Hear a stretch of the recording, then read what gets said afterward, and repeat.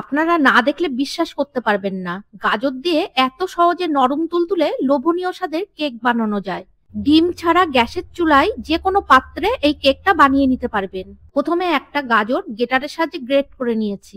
এরপর 1 কাপ ময়দা আর 1 চিমটে লবণ দিয়ে ময়দাটা চেলে নিলাম। তারপর হাফ কাপ চিনি, হাফ কাপেরও কম সাদা তেল আর 2 চামচ ঘি আর 4 চামচ গুঁড়ো দুধ আর হাফ কাপ লিকুইড দুধ আর সামান্য 1 চিমটে এলাচ গুঁড়ো দিয়ে ব্যাটারটা ঘন করে বানিয়ে নিলাম।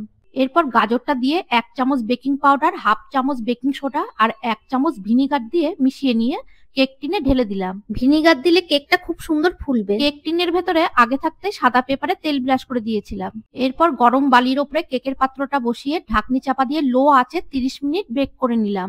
তারপর উপর দিয়ে ড্রাই ফ্রুট গুলো দিয়ে ঢাকনি চাপা দিয়ে আরো 30 মিনিট বেক করে নিলাম।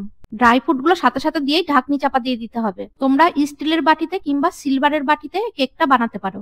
এরপর কেকটা ঠান্ডা করে পরিবেশন করুন।